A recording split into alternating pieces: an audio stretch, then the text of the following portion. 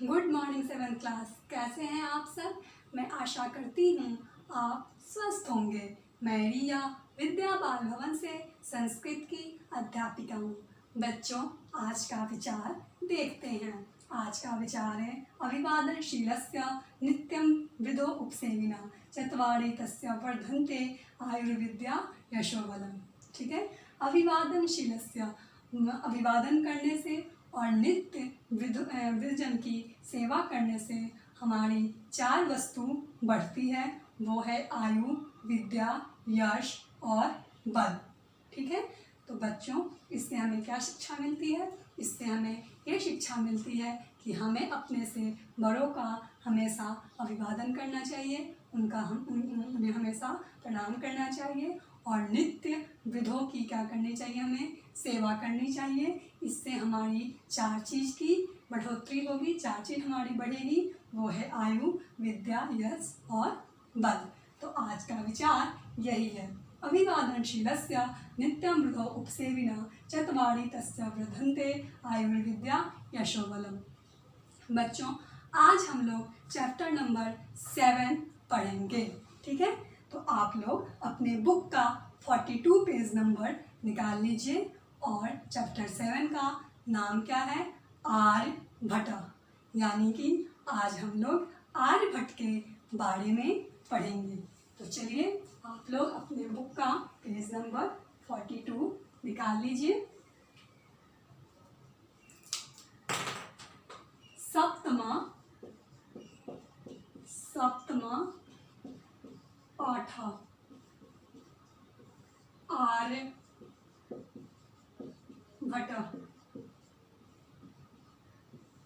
Page number 42। ठीक है, तो चलिए देखते हैं आर्यभट्ट को। आर्यभट्ट के बारे में पढ़ते हैं। आर्यभट्ट महान गणितज्ञ खगोलविद आसीत्। आर्यभट्ट महान गणितज्ञ और खगोलविद थे।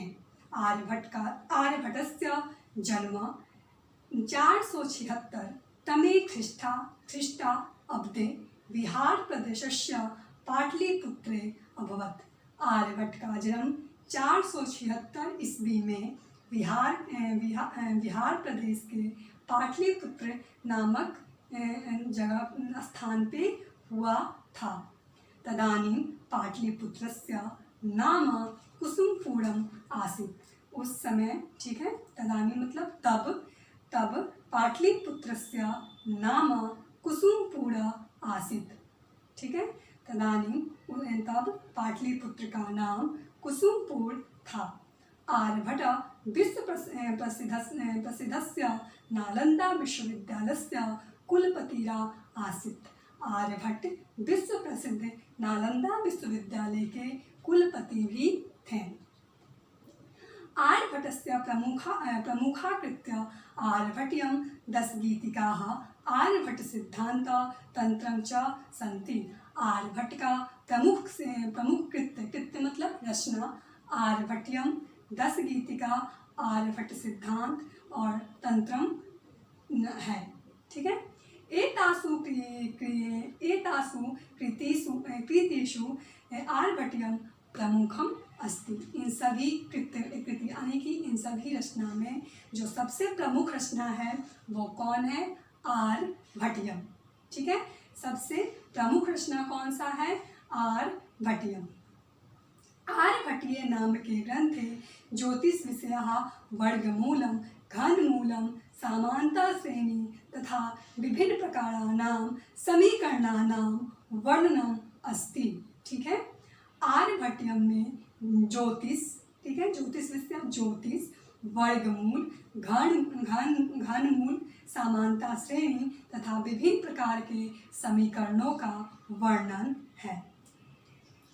आर्यभट्टस्य गणित भागे अंकगणितं, बीजगणितं, त्रिकोणमितिः च सन्ति।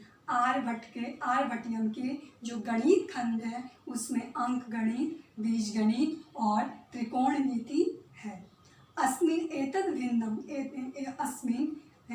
भिन्नम, इससे भिन्न, एतत् मतलब इससे और भिन्न मतलब भिन्न, इससे एतत् भिन्नम, इसमें भिन्न, ठीक है, भिन्न भिन्न यानी कि कंटिन्यूड फ्रैक्शंस, द्विघात समीकरण यानी कि क्वाड्रेटिक इक्वेशंस, घात श्रृंखलाया योग, sums of power series, Jaya नाम एका तालिका और टेबल ऑफ साइन च संति, ठीक है। इसमें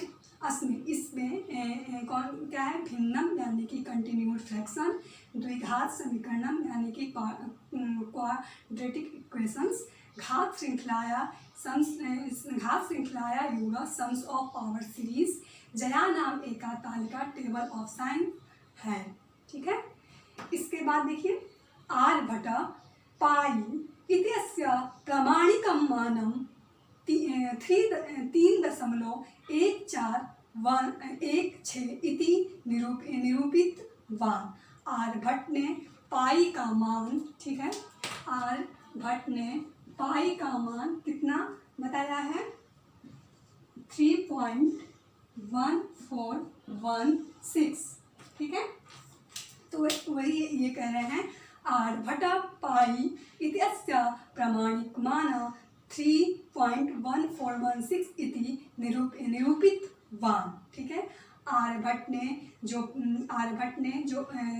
पाई का जो प्रमाणिक मान है वो कितना निरूपित किया है, 3.1416, ठीक, यानी कि 3.1416, ठीक है, उन्होंने निरूपित किया है। एतत् मानम् आर्किमिडीज महोदयस्य अपेक्षाया अधिकं प्रमाणिकम् अस्ति। ये जो मान है वो आर्किमिडीज महोदय के अपेक्षा भी अधिक प्रमाणिक है। आर्यभट्ट इदम् इत्यस्य आर्यभट्टम् इदम् इत्थम् अवर्ण्यत। आर्यभट्ट ने इसका वर्णन इस प्रकार से किया है, चतुराधिकं शतम् अष्टगुणं द्वाषष्टिस्थाः सहस्राणाम्, ठीक है।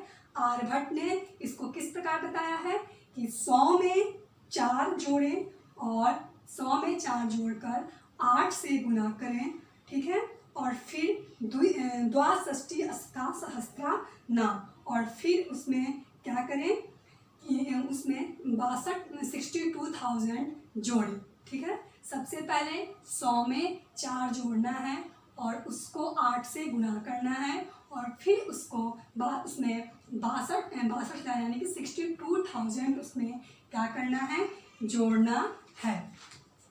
अब देखिए पेज नंबर 42 पर, अद्वितीय वीसखम्भस्य आसनो वृत्ताः परिहान, ठीक है। इस विधि से 20,000 परिधि वाले वृत्त का व्यास ज्ञात किया जा सकता है, ठीक है। क्या किया जा सकता है, 20,000 परिधि वाले वृत्त का व्यास ज्ञात किया जा सकता है। तो उन्होंने कैसे बोला है ज्ञात करने के लिए, सबसे पहले 100 में प्लस हम लोग जोड़ेंगे, ठीक है, फिर इसको 8 से गुना करेंगे, फिर इसमें 62,000 जोड़ेंगे और फिर 20,000 से इसको डिवाइड करेंगे, ठीक है। तो कितना आ जाएगा, 3.1416, यानी कि 3.1416 पाई का जो मान है वो आ जाएगा, ठीक है। 100 में 4 जोड़ेंगे, फिर 8 से गुना करेंगे, फिर 62,000 उसमें जोड़ेंगे और फिर डिवाइड बाय 20,000 करेंगे तो 31416 मान आ जाएगा। तो यही बात इन्होंने बताया है कि पाई का मान इन्होंने कैसे निकाला है, उसको उन्होंने बताया है। आर्यभट्टः त्रिभुजस्य क्षेत्रफलं वर्णनम् अकथयत्। आर्यभट्ट ने त्रिभुज के क्षेत्रफल का वर्णन करते हुए कहा है, त्रिभुजस्य फलशरीरं समतलकोटि भुजार्ध स्वर्गः, यानी कि आर्यभट्ट ने किसका वर्णन किया है? त्रिभुज का। त्रिभुज के क्षेत्रफल का वर्णन करते हुए कहा है कि त्रिभुजस्य फलं शरीरम समतलकोटि भुजार्था स्वर्ग। ठीक है, अर्थात कस्यामपि त्रिभुजस्य क्षेत्रफलं लंबेन सभुजाया अर्धस्य गुणनफलस्य परिणाम समम भवति इति। ठीक है, त्रिभुज के भुजाओं का योग उसके परिमाण के बराबर होता है। त्रिभुजस्य फलं शरीरम समतलकोटि भुजार्थ स्वर्ग, यानी कि त्रिभुज की भुजाओं का योग उसके परिमाण के बराबर होता है। क्लियर? उसके बाद है अर्थात कस्यामपि त्रिभुजस्य क्षेत्रम लंबेन सभुजाया अर्धस्य परिणाम समम भवति इति। त्रिभुजस्य फलं शरीरं समतलकोटि भुजार्थ स्वर्ग, अर्थात कस्यामपि त्रिभुजस्य क्षेत्रफलं लंबेन सभुजाया अर्धस्य परिणाम समम भवति इति। ठीक है, तो त्रिभुज की भुजाओं का योग उसके परिमाण के बराबर होता है। अब देखिए आगे, आर्यभट्ट एव एतदपि निरूपितवान यत् पृथ्वी स्व अक्षे एव भ्रमति। उसके बाद आर्यभट्ट ने और क्या बताया है? उन्होंने बताया है कि पृथ्वी अपने ही अक्ष पर घूमती है। आर्यभट्ट एव एतदपि निरूपितवान यत् पृथ्वी स्व अक्षे एव भ्रमति। आर्यभट्ट ने यह भी निरूपित किया है कि जो पृथ्वी है वो अपने अक्ष पर ही भ्रमण करती है, यानी कि घूमती है। पृथ्वी अन्य ग्रहा च सूर्यस्य परिक्रमाः कुर्वन्ति। ठीक है,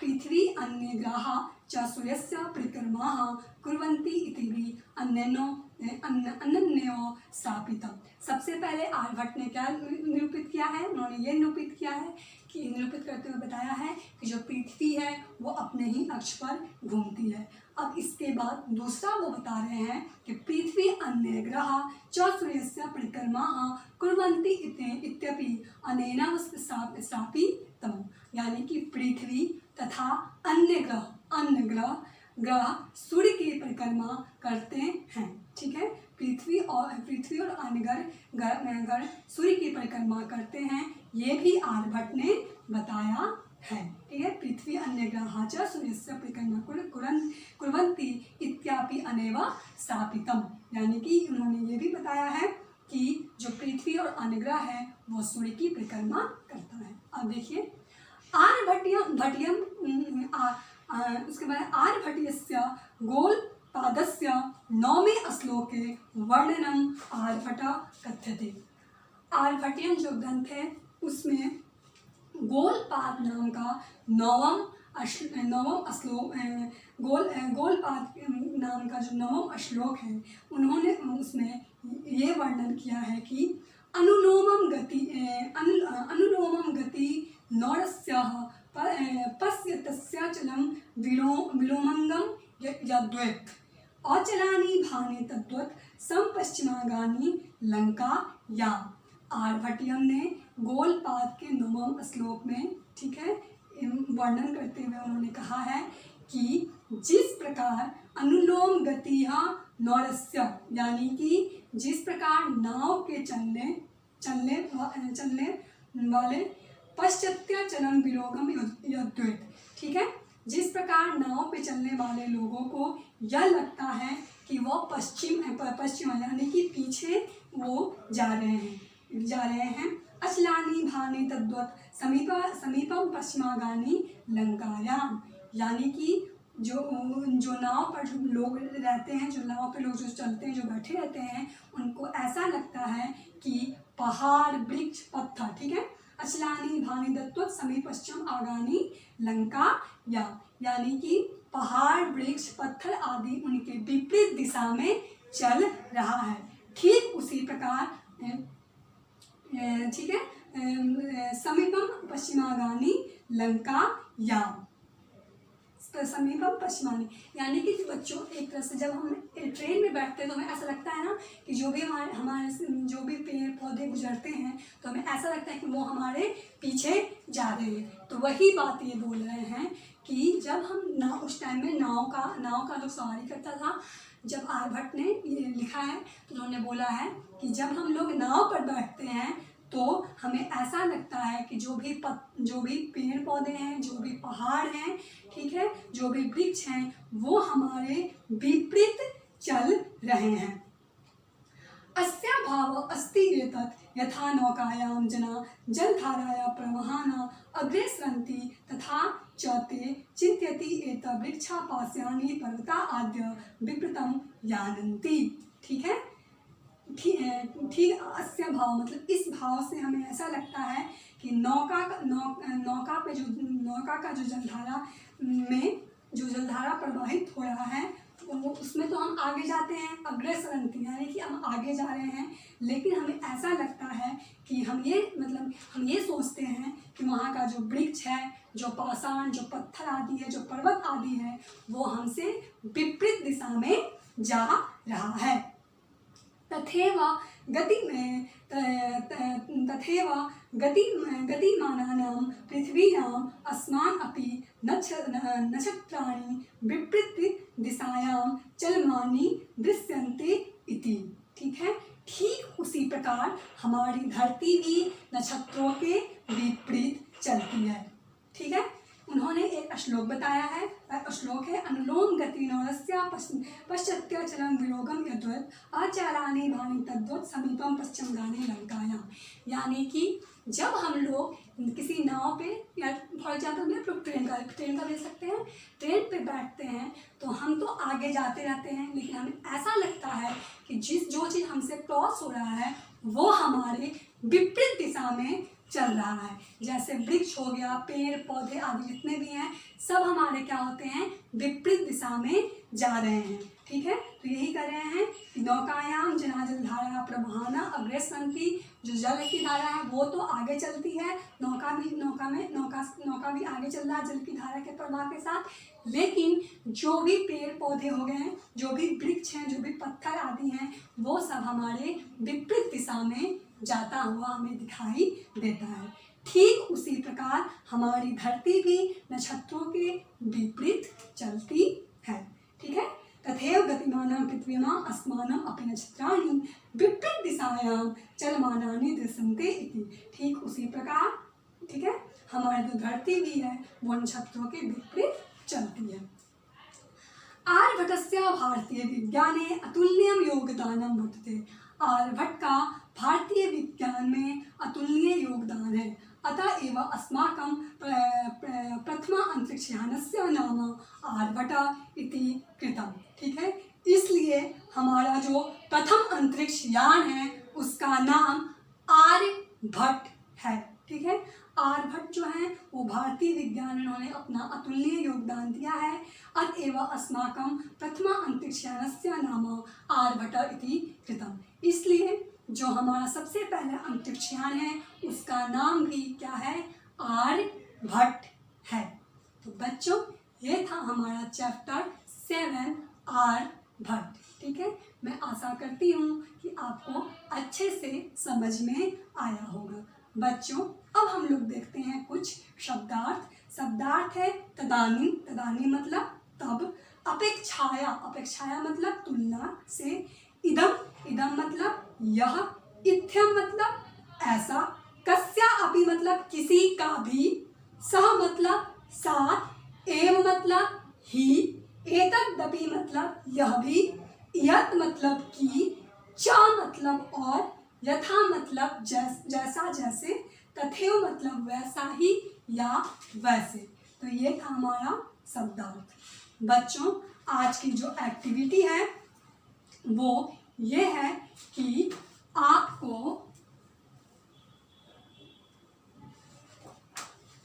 किन्हीं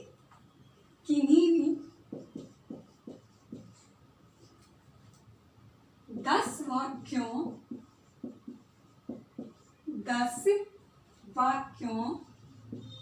का अर्थ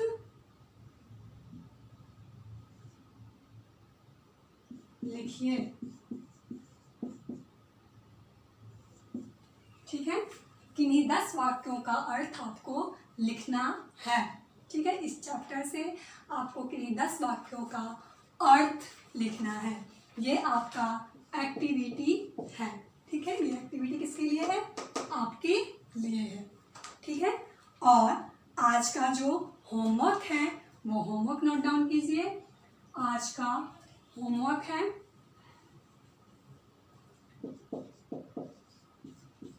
कठिन शब्द नोटबुक में